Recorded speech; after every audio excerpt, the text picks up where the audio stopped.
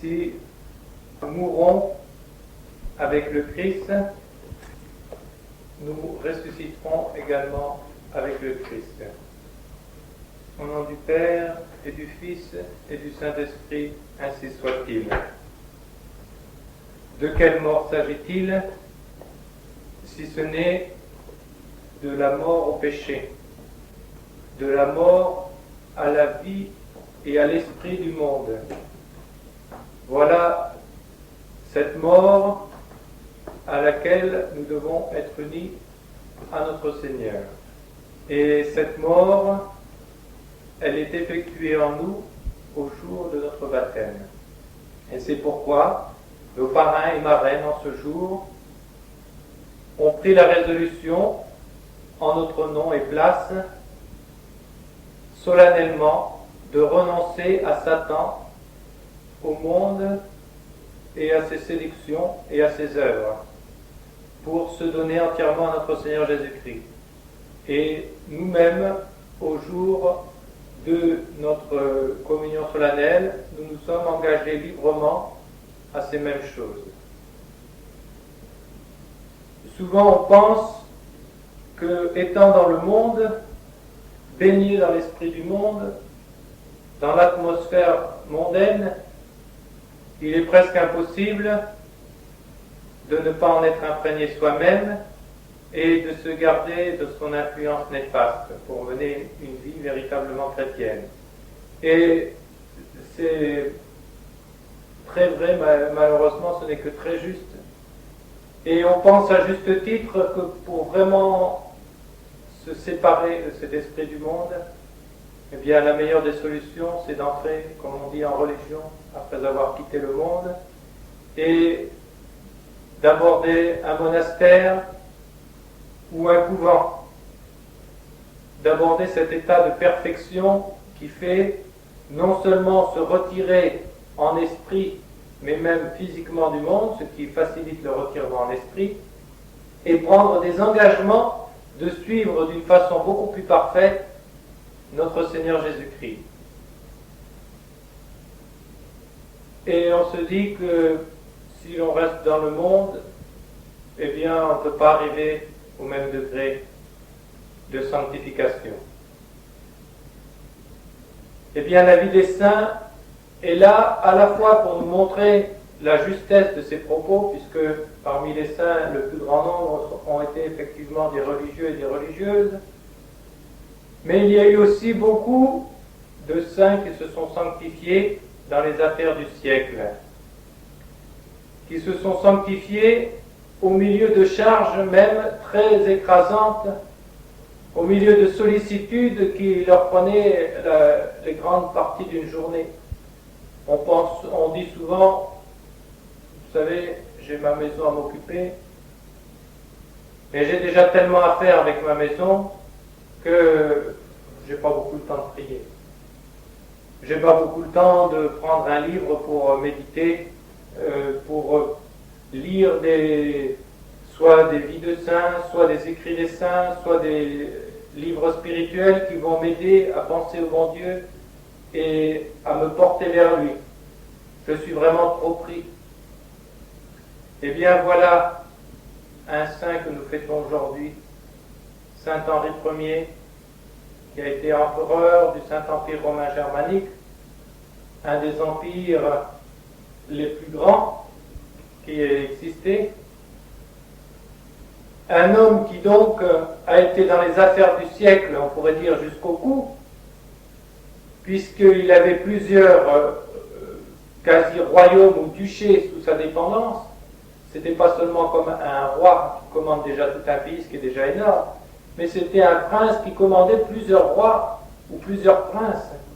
Et donc il y avait les soucis de nombreux pays et de nombreux royaumes, et qui s'est sanctifié dans cette vie en plein milieu du siècle, pour nous montrer que ce n'est pas impossible avec la grâce de Dieu. Il est né en l'an 972 et il a été porté sur les fonts baptismaux par un évêque qui en plus était un saint, Saint Wolfgang. Et c'est ce saint évêque qui a été chargé de son éducation. Et le bon Henri en a été marqué à vie. Toute sa vie, il a retenu les enseignements de Saint Wolfgang, qui lui savait que ce fils du duc de Bavière, qui était lui-même comte de Bamberg, était appelé un jour à régner sur un peuple, et même il lui avait laissé entendre qu'il régnerait sur plusieurs peuples, et il le préparait à toutes les qualités d'un roi, principalement la justice, rendre à chacun ce qui lui est dû, et la justice commençant par le commencement, rendre d'abord à Dieu ce qui lui est dû, puis à sa famille ce qui lui est dû, puis à son prochain ce qui lui est dû, et enfin, en tant que souverain, à ses subordonnés ce qui leur est dû. Il a perdu son père à l'âge de 23 ans. Entre-temps, Saint Wolfgang lui-même était mort, et il est devenu duc de Bavière. Et là, il a épousé celle qui devait devenir Sainte Cunégonde. Et il a donné un rare exemple, non seulement de chasteté très parfaite dans le mariage, mais même d'une continence absolue et parfaite, la même que celle que gardent les religieux au loin dans les monastères. Lui, il a su la garder au milieu du monde et dans un foyer, dans le mariage même, puisque tant lui-même que son épouse sont restés vierges dans le mariage. Et il n'y a pas beaucoup d'exemples semblables dans l'ensemble de la société chrétienne. Et sur ces quelques exemples, il y a 3 foyers royaux, ce qui est un bel exemple pour nous, puisqu'il y a également Saint Édouard le Confesseur, un roi d'Angleterre, qui lui aussi est resté vierge dans le mariage. Il ne voulait pas se marier par volonté de s'unir à Dieu. Il avait dû accepter d'être roi parce que c'était son devoir d'État. Et ses familiers le pressant, il avait été plus ou moins obligé vis-à-vis de ses sujets et de tout le monde d'accepter une épouse. Et il s'est marié, mais il a aussi gardé la virginité dans le mariage. Et il y a encore un autre roi de Grande-Bretagne, c'était alors des petits royaumes, pas encore le grand royaume d'Angleterre, qui également a gardé la virginité dans le mariage. Donc un exemple, on peut dire royal, de virginité, qui est assez extraordinaire. Et qui, à lui seul, nous montre la grandeur du christianisme. Et puis, au cours de cette période, ça faisait environ 1 an et demi, 2 ans qu'il était duc, dans un songe, Saint Wolfgang lui est apparu. Il le vit comme dans une église d'un saint martyr, et le saint évêque lui a dit simplement « Regarde ce qui est écrit sur cette paroi ». Et dans son songe, saint Henri a regardé et il n'a vu inscrit que ces mots « Après 6 ». Après 6. Et il s'est réveillé sur cette vision. Il a essayé de réfléchir ce que ça voulait bien pouvoir dire. Et il avait entendu dire que plusieurs fois Dieu révélait à ses serviteurs le jour de leur mort. Alors il s'est dit, si Saint Wolfgang s'est dérangé tout spécialement, c'est sans doute pour me prévenir de ma mort. Après 6, ça doit vouloir dire après 6 jours. Alors il se mit à faire des grandes aumônes, à se purifier autant qu'il pouvait et à se préparer à mourir dans les 6 jours. Et après les 6 jours passés, il était toujours en bonne santé. Il s'est dit alors c'est peut-être 6 semaines. et il recommença à multiplier les actes de piété et de sanctification pendant 6 semaines. Et après 1 mois et demi, il était toujours en santé. Alors il s'est dit, c'est peut-être après 6 mois. Et pendant ces 6 mois-là, il s'est préparé à mourir au bout de 6 mois, ce qui l'a sans doute énormément aidé à se purifier, à se sanctifier. Entre-temps, il donnait un tel exemple de mansuétude, de rectitude, d'équilibre surtout dans le gouvernement du duché de Bavière, que les princes allemands se retournaient vers lui pour le choisir comme successeur de l'empereur qui venait de mourir. Et voilà que 5 ans et demi après sa vision, à peu près, il apprit qu'il avait été élu empereur d'Allemagne. Et le temps qu'il aille à Mayence pour être sacré roi d'Allemagne par l'évêque de Mayence, les 6 ans s'étaient écoulés. Ça voulait dire, après 6 ans, tu seras empereur. Et il rendit grâce à Saint Wolfgang, et il reçut ce commandement comme un don du ciel pour s'en servir à la sanctification de ses sujets. Et effectivement, c'est ce qu'il fit. Non seulement il ne fut pas porté à l'orgueil, mais il montra une humilité exemplaire. D'abord, il se rendit quelques années plus tard vers Rome pour recevoir le sacre de la main du pape Benoît VIII. Et on l'appelle quelquefois Henri II, quelquefois Henri Ier, parce qu'il y a eu avant un roi d'Allemagne qui s'appelait également Henri, mais il n'avait pas pu être sacré par le pape. Et donc il n'a pas été retenu dans la liste officielle des empereurs, puisque c'était le Saint-Empire romain germanique. C'était l'Empire romain d'Occident qui était passé à la couronne, à la fois qui réunissait la couronne d'Italie et celle d'Allemagne. Et c'est pourquoi, d'une façon habituelle, on appelle dans les écrits ecclésiastiques, notamment dans le martyrologe, Saint Henri Ier. Et peu de temps après, il eut à rendre de grands services à l'Église. Il avait remarqué dans son empire que beaucoup d'églises avaient été dévastées.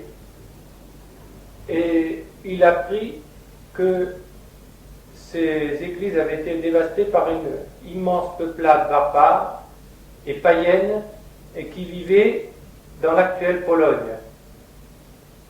Alors, il fut particulièrement touché par une église de Saint-Laurent qui avait été très, très fastueuse auparavant et qui était particulièrement ruinée.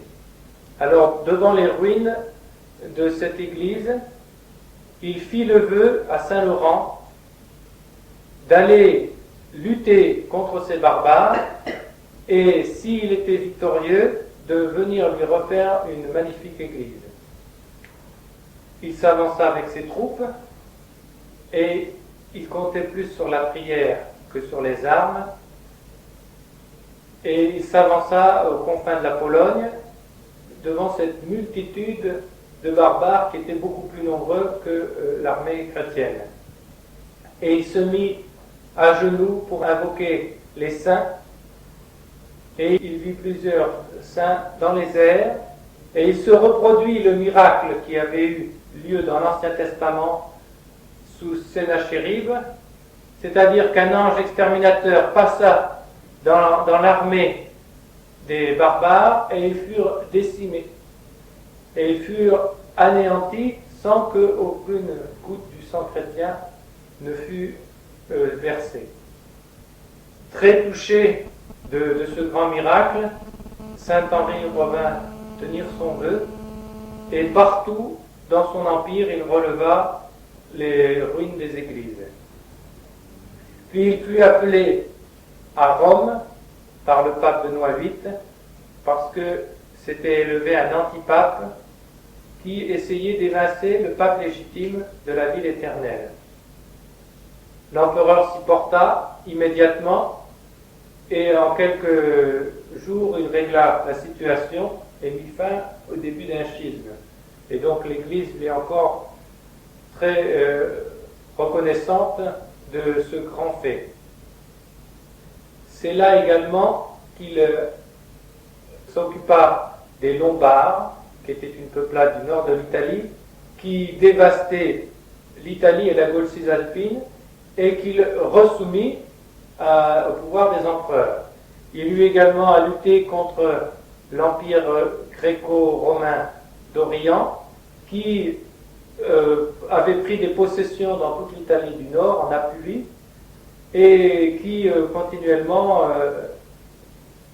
allait au-delà de ses frontières pour essayer d'étendre son influence sur l'Italie du Nord. Il récupéra l'Apulie pour l'Empire. Donc vous voyez, c'était un roi, un empereur qui avait beaucoup à faire et qui néanmoins n'omettait jamais la piété. Et c'est d'ailleurs toujours de cette manière-là qu'il remportait les victoires. Revenant de cette campagne, il repassa à Rome et il passait la nuit en prière à Sainte-Marie Majeure, donc l'église dédiée tout spécialement à la Sainte Vierge à Rome. Et là, il eut une vision dans laquelle il vit notre Seigneur habillé en vêtements pontificaux, c'est-à-dire avec les vêtements du pape, et s'apprêtant à célébrer une grand-messe avec comme diacre Saint Laurent et comme sous-diacre Saint Vincent, pour remercier Saint Henri de ce qu'il avait fait pour l'église de Saint Laurent. Il vit également dans cette vision la très sainte Vierge Marie, et notre Seigneur célébra dans cette vision la grand-messe. Il entendait les chœurs des anges chanter, et au moment de l'évangile, l'ange vint porter l'évangile à la très sainte Vierge Marie pour le lui donner à baiser. Et la très sainte Vierge Marie lui dit: va également la porter à Henri, dont la virginité me plaît tellement. Et à la fin de cette vision, notre Seigneur lui dit, en signe du grand amour que tu as pour moi-même et pour ma mère, eh bien, je t'envoie, comme ça avait été le cas pour Jacob avec l'ange, un ange vint lui toucher le fémur, et depuis ce jour-là, il demeura boiteux. C'est pour ça qu'on l'a surnommé aussi Saint Henri le Boiteux. Donc vous voyez comment le bon Dieu a des manières de voir qui ne sont pas semblables aux nôtres. Il avait eu, au moment d'accéder à l'Empire, maille à partir avec le duc d'Alsace, qui avait voulu l'empêcher d'être empereur, mais il n'en tint pas rigueur pour autant à l'Alsace, ou au contraire, il fut le bienfaiteur de la cathédrale de Strasbourg, qui avait été réduite par les flammes, par les barbares dont j'ai parlé plus tôt. Et comme il y avait là un grand évêque qui réunissait des fonds et surtout des matériaux pour rebâtir cette cathédrale plus belle, eh bien Saint Henri vint s'en occuper pour les aider davantage. Et comme il fut très touché par la piété des chanoines de cette cathédrale, dont il ne restait plus que le chœur qui seul avait été bâti en pierre, le reste devait être en bois, et c'est pour ça que les flammes l'avaient facilement dévoré. Et ce chœur bâti en pierre, on disait la tradition dit qu'il avait été bâti par Charlemagne lui-même. Et c'est là que dans ce chœur qui était à tout vent, que les chanoines, avec grande piété, disaient l'office divin. Alors, très touché de cela, l'empereur vint trouver l'évêque pour lui demander s'il voulait bien le recevoir parmi ses chanoines. Il voulait donc quitter l'Empire et devenir chanoine et chanter l'office divin. L'évêque, tout d'abord surpris, voyant qu'il risquait d'offenser gravement l'empereur s'il refusait, eut recours à un stratagème. Il lui dit, bien, eh bien, demain, vous vous présenterez devant le chœur des chanoines. Et le lendemain, quand l'empereur se présenta devant l'évêque, humblement, l'évêque lui dit, si vous voulez devenir chanoine, la première des choses que vous devez faire, c'est me promettre l'obéissance. Car je ne peux pas recevoir comme chanoine quelqu'un qui ne me promettra pas l'obéissance. Et aussitôt, l'empereur lui promit l'obéissance. Et l'évêque, qui était l'évêque Werner, lui dit, eh bien, puisque vous m'avez promis l'obéissance, votre vocation n'est pas d'être chanoine, mais de continuer à faire remplir votre fonction d'empereur.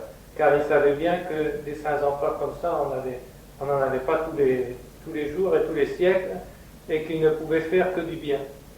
Et il refit plusieurs années plus tard la même chose dans une abbaye bénédictine à Verdun, où également il voulut être reçu parmi les moines, et où le père abbé, sans doute instruit de ce qui s'était passé avant à Strasbourg, refit le même stratagème et lui dit que ce n'était pas sa vocation. Il voulut néanmoins, très affecté de ce refus de l'évêque, créer une fondation dans le chœur cathédral de Strasbourg pour qu'un chanoine rémunéré par lui le représente dans le chœur. Et cette fondation a duré jusqu'à la Révolution française. On l'appelait la fondation du roi de chœur. On l'appelait, le chanoine qui tenait cette fonction était appelé le roi du chœur. Et il avait droit à un privilège particulier.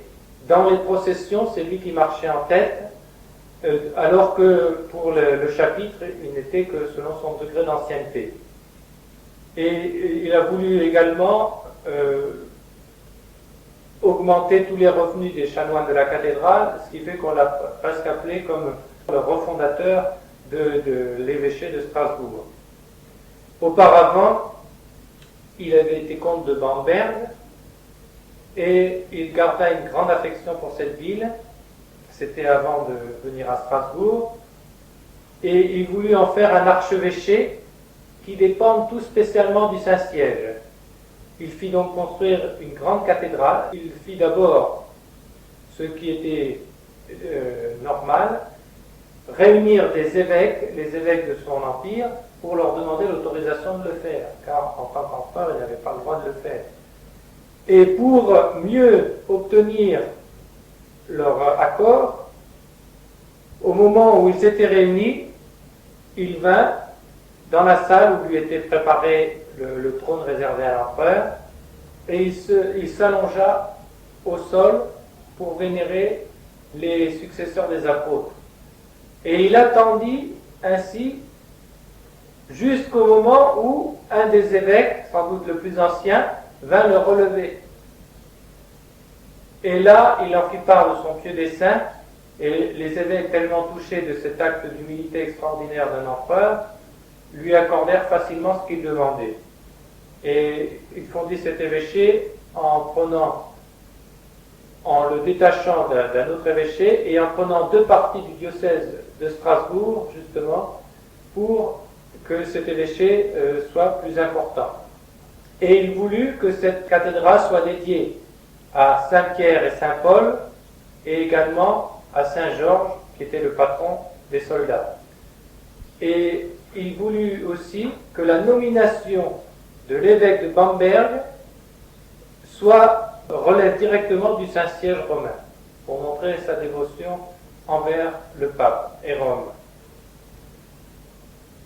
Il eut également à maintenir l'ordre, car un empereur est fait pour cela, et pour maintenir la paix, il faut maintenir l'ordre, car la paix, selon la définition de saint Thomas, est la tranquillité de l'ordre. Accepter le désordre, refuser de prendre les armes pour corriger un désordre, ce n'est pas favoriser la paix, c'est favoriser le désordre. Et au contraire, ceux qui savent ce que c'est que la paix, n'hésitent pas à prendre les armes quand il faut pour corriger les sujets. Très généreusement, quand il avait été élu empereur, rien ne l'empêchait de cumuler les fonctions de comte de Bamberg, duc de Bavière et empereur, comme beaucoup d'autres l'ont fait. Très généreusement, il avait cédé son duché de Bavière à son beau-frère, lui n'ayant pas d'enfant, puisqu'il restait vierge dans le mariage. Eh bien, malgré cela, son beau-frère fut d'une ingratitude très grande, puisqu'il réunit plusieurs autres princes et pour se révolter contre son beau-frère, contre l'empereur. Voyant son devoir était donc de réprimer cette révolte, il vint avec ses troupes et en quelques batailles, il les réduit à rien. Très généreux, malgré cette révolte, il garda à chacun de ses frères les possessions qu'ils avaient, alors qu'il aurait très bien pu les destituer selon que le prévoyaient les lois de l'Empire. Et il rendit à son beau-frère le duché. Il montra la même magnanimité envers son propre frère, qui était évêque d'Augsbourg et qui était bien moins chrétien en tant qu'évêque que son frère l'empereur. Car il ne s'agit pas seulement de porter un habit ecclésiastique, d'être élevé à la fonction même épiscopale ou de porter la bure monastique. Pour être saint, il faut encore vivre selon les règles de l'ordre ou selon les exigences de la charge que l'on a. Et son frère, eh bien, ne cherchait qu'une chose, c'était à faire à son frère Henri, dont il était jaloux, tout le mal qu'il pouvait lui faire. Il avait essayé plusieurs fois de révolter des sujets contre lui, il avait essayé de détourner des provinces, de les faire se révolter, il disait beaucoup de calomnies contre son frère, et bien entendu son frère empereur le savait, et il voulut, par humilité, et comme ce n'était pas une affaire d'État qui pouvait nuire à l'État, son frère n'étant pas assez puissant pour lui nuire vraiment, eh bien il supporta cela, comme notre Seigneur avait supporté Judas, et il lui montra jusqu'au bout les marques d'affection les plus grandes, comme envers un frère très fidèle. Après la mort d'Henri, la haine irrationnelle de son frère continua, et comme il avait vu que son frère était très attaché à cette église de Bamberg, il tâcha de s'acharner contre elle pour la ruiner.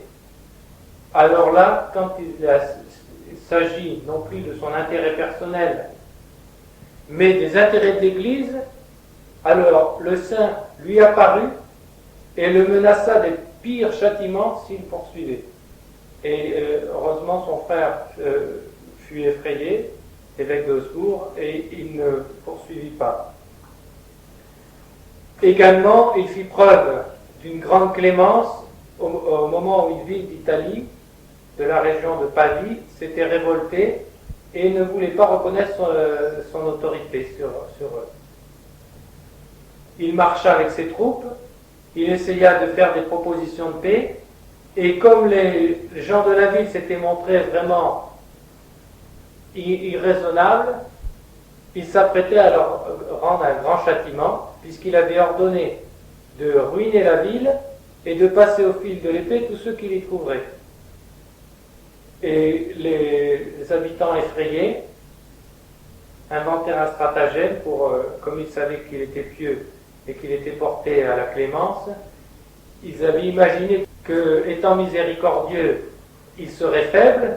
Et voyez, c'est une grande leçon que ce saint nous donne, en ne confondant pas la miséricorde et la faiblesse, Il ne s'agit pas, soi-disant par miséricorde, de laisser des injustices se faire. C'est pas de la miséricorde, ça, c'est de l'injustice. Eh bien, il marcha vers la ville et on fit sortir devant lui un ermite, qui lui était un véritable ermite, avec des enfants, tous les enfants de la ville, et ils marchèrent en chantant « Kyrie eleison, Kyrie eleison, ayez pitié de nous ». Et il en fut très touché, et il employa justement à cette occasion la parole de l'Évangile d'aujourd'hui en disant « Miserior super turbam istam » j'ai pitié de cette pauvre foule. Et il fit pardon à la ville. Enfin, comme on pourrait relever encore beaucoup d'autres choses, notamment c'est pour le remercier de la délivrance de l'antipape, le pape Benoît VIII lui donna une boule sphérique qui représentait le monde, surmontée d'une croix en or. Et cette boule surmontée d'une croix, qui lui remit dans sa main, fut remis après dans la main des empereurs pour symboliser le pouvoir impérial.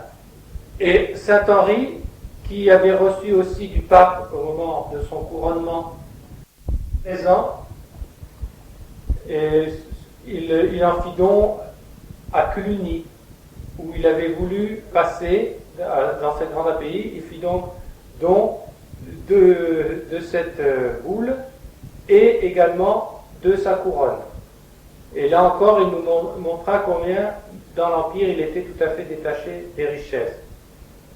D'ailleurs, il avait reçu beaucoup de critiques au début de son empire parce que il employait ses propres biens pour refaire bâtir des églises. Eh bien, la dernière action extraordinaire de cet empereur que je relèverai, c'est la conversion de la Hongrie. Lui, en tant que roi, devint l'apôtre de la Hongrie. En effet, il y avait en Hongrie un duc, puisque ce n'était encore pas un royaume, c'est saint Henri qui le fit avec l'accord du pape qui le fit élever à un royaume. Il y avait un duc qui avait beaucoup de qualités naturelles, qui s'appelait Étienne, mais qui était païen. Pour assurer plus facilement sa conversion, saint Henri lui donna comme épouse sa propre sœur qui s'appelait Gisèle, en pensant, selon le précepte de saint Paul, que la femme chrétienne sanctifierait l'époux païen. Et comme la prédication tant de Henri que de Gisèle tombait dans une bonne terre, eh bien, le saint roi se convertit, et ce sont ces deux rois qui devinrent les apôtres de la Hongrie, puisqu'une fois converti, saint Étienne, qui devint le premier roi de Hongrie, saint Étienne Ier, se fit l'apôtre, et ils réussirent tous deux à convertir le pays en entier. Et les bollandistes font remarquer que c'est une grande gloire pour l'Église, quelque chose qu'on n'avait encore jamais vu, que les apôtres d'un pays entier, ce n'étaient plus des prêtres, des religieux, mais c'était deux rois, dont un était empereur. Voilà donc la vie de saint Henri, qui mourut à l'âge de 52 ans, et qui eut encore un dernier souci, c'est de faire élire après lui un empereur digne de ce nom, qui fut l'empereur Conrad, lequel d'ailleurs travailla après avec les évêques de l'Empire pour demander au pape la canonisation de saint Henri. En effet, saint Henri fut enterré dans sa chère église de Bamberg, et à peine enterré dans cette église, eh bien, son corps fut l'objet de nombreux miracles. il y eut des aveugles qui recouvrirent la vue, il y eut des paralytiques qui recouvrirent de marcher droit et de pouvoir se déplacer, et il y eut beaucoup d'autres miracles. Et il fut canonisé environ un siècle et demi seulement après.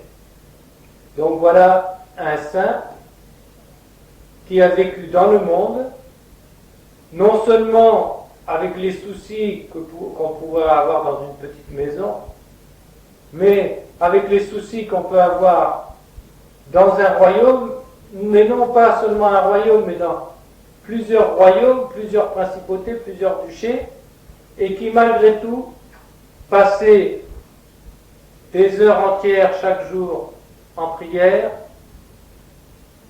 se flageller avec des instruments de flagellation et porter souvent le cilice. Et encore une fois, qui a donné cet exemple extraordinaire de la virginité dans le mariage. Tout cela nous montre que la sainteté n'est pas réservée aux religieux, que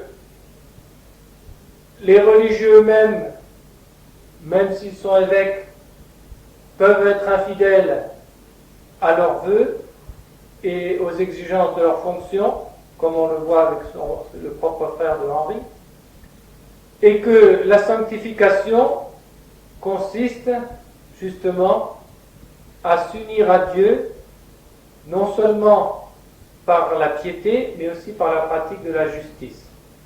Eh bien, nous demanderons à Notre-Dame, nous demanderons à Saint-Henri, à Sainte-Cunégonde,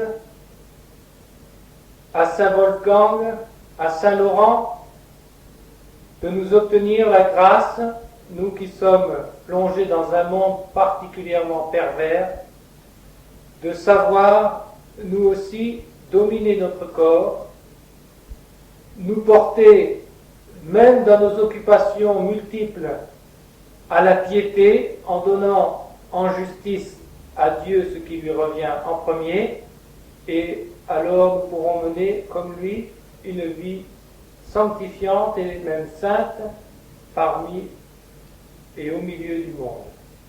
Au nom du Père, et du Fils et du Saint-Esprit, ainsi soit-il.